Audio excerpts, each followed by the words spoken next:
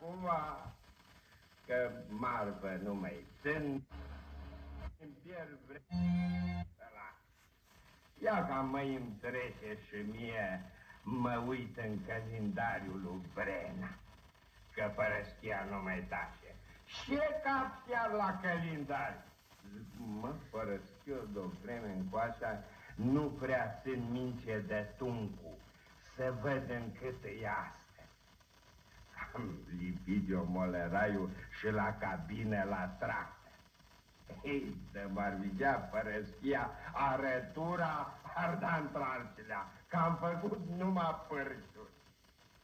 Când o văzut-o lipită, m-a făcut caramboane, până n-am convins-o că nu se pricepe la motoare și că l-am pus în loc de antifriz. Hai,